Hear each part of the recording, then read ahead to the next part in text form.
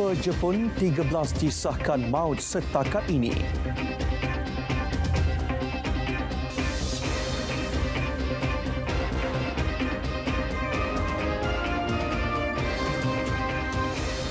Assalamualaikum dan salam Malaysia Madani Dunia 10 bersama saya Izamin Nasir. 13 orang disahkan maut selepas gempa bumi berukuran 7.1 magnitud melanda wilayah Kumamoto di Pulau Kyushu semalam. Perdana Menteri Jepun Sanai Takaichi berkata pasukan penyelamat bertungkus lumus mencari bangsa yang terperangkap di bawah runtuhan.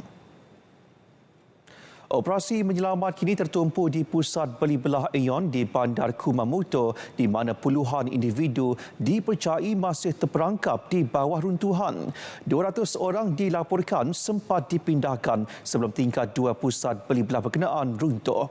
Kira-kira 4,600 anggota penyelamat dan 20 pesawat digerakkan ke kawasan yang terjejas. Sementara itu, perkhidmatan kereta api laju Kyushu Shinkansen digantung.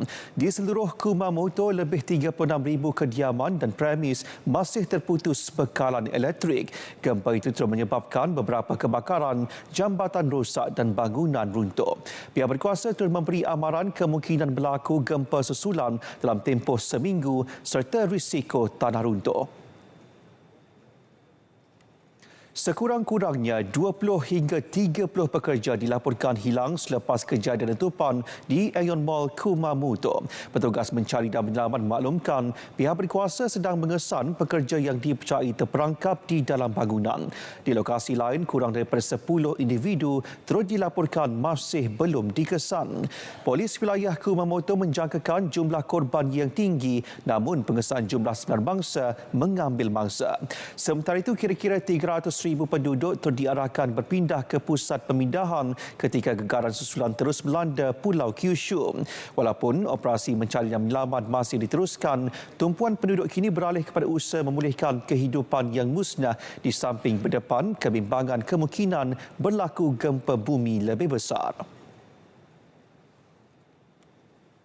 Sekurang-kurangnya 20 anggota pasukan mobilisasi popular PMF Iraq terkorban, manakala lebih 30 cedera dalam serangan udara Amerika Syarikat dan Arab Saudi yang menyasarkan kem tentera di beberapa wilayah di negara itu.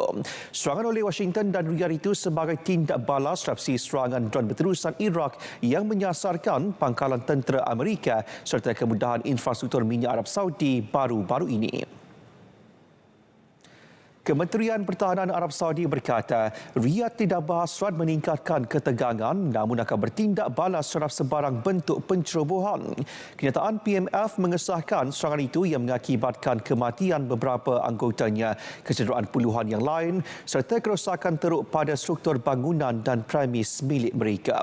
Serangan paling dahsyat dilaporkan berlaku di wilayah Nevineh di utara Iraq dengan sekurang-kurangnya 10 kematian.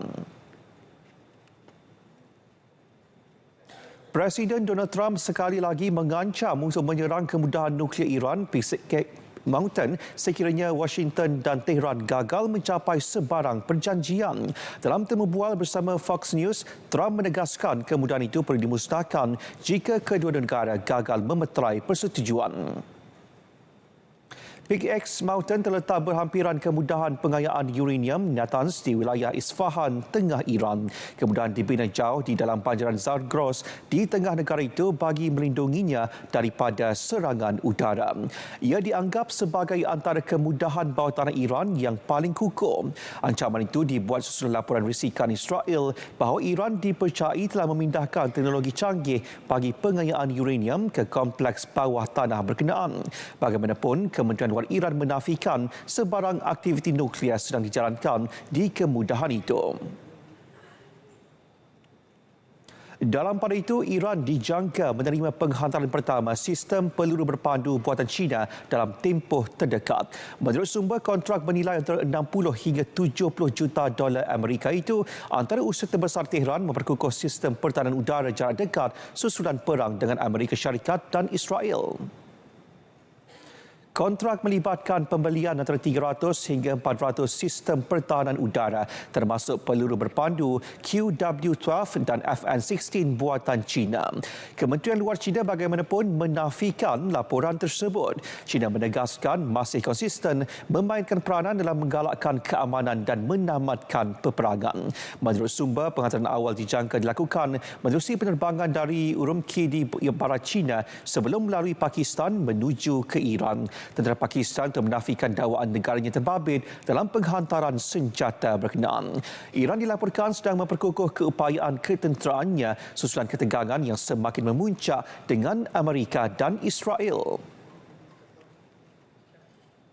Pentadbiran Presiden Donald Trump mengumumkan larangan terhadap import robot humanoid dan inverter tenaga baru dari China. Keputusan itu mencerminkan usaha lebih meluas pentadbiran Trump untuk mengehadkan kehadiran teknologi China dalam pasaran Amerika. Larangan itu meliputi model robot dan inverter tenaga baru yang belum diluluskan untuk dipasarkan di Amerika Syarikat. Larangan itu dijangka memberi kesan kepada Unitree, antara pengeluar robot humanoid terbesar dunia yang menguasai hampir 1/5 pasaran global. Amerika Syarikat bimbang teknologi tersebut dimanipulasi untuk tujuan pengintipan, mencuri data atau mengganggu operasi infrastruktur kritikal negara itu. Langkah itu berkuat kuasa serta-merta, namun Suruhanjaya Komunikasi Persekutuan dijangka memberi pengecualian kepada pembekal bukan dari China. Sementara itu, China membantah langkah baru Amerika itu. Jurucakap Kementerian Luarnya berkata pihaknya berikrar akan mengambil langkah sewajarnya bagi melindungi hak serta kepentingan syarikat-syarikat negara. Menurutnya, Beijing secara konsisten dan tegas menentang tindakan Washington itu. Beliau berkata, langkah bersifat pelindungan perdagangan itu bukan sahaja gagal meningkatkan daya saing Amerika, malah akan menjejaskan kepentingan perniagaan serta pengguna di negara itu. Sekatan baru itu mencerminkan usaha pentadbiran Trump untuk memperkukuh teknologi keluaran domestik di samping menggalakkan syarikat memindahkan operasi pembuatan mereka ke Amerika.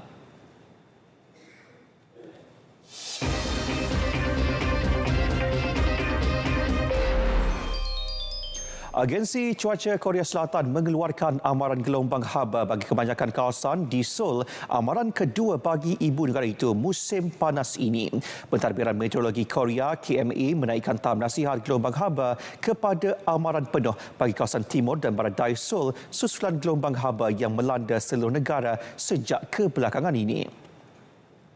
Amaran gelombang haba pertama dikeluarkan 11 Julai lalu. Amaran gelombang haba dikeluarkan apabila suhu ketara maksimum dijangka kekal melebihi 35 darjah Celsius 2 hari berturut-turut atau lebih.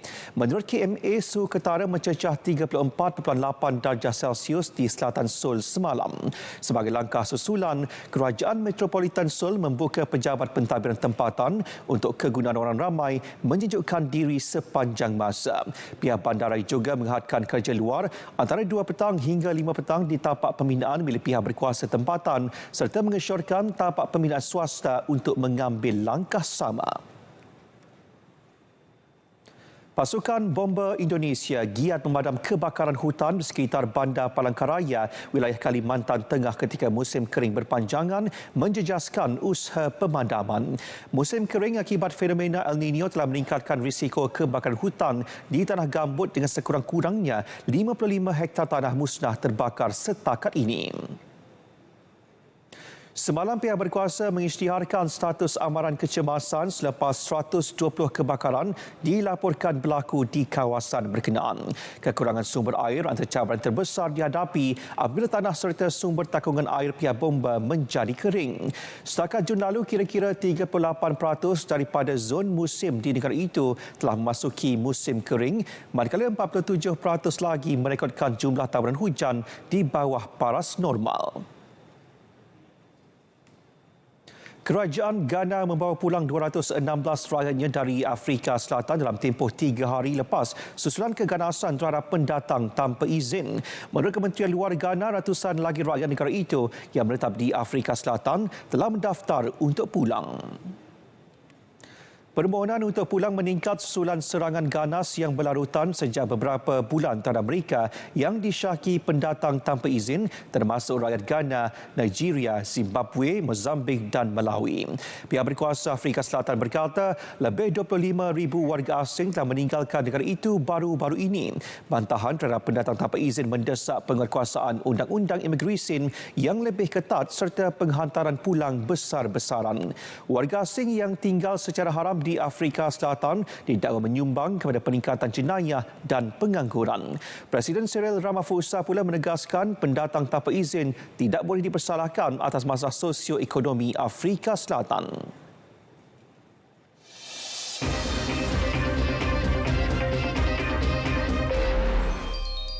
Sukan Commonwealth Glasgow 2026.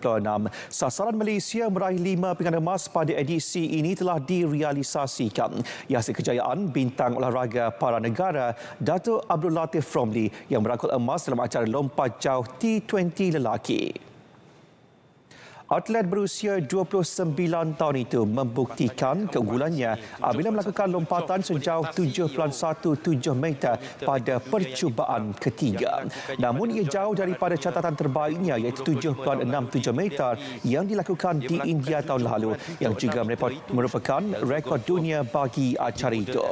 Atlet dari Kanada Noah Vuskies meraih pingat perak dengan lompatan 6.66 meter. Seorang lagi wakil Malaysia, Eljo Gotuo menangkap podium dengan merekodkan 6.51 meter untuk gangsa. Katakan oleh Samba menerusi Abdul Latif Romli tetapi untuk Eljo Gotuo.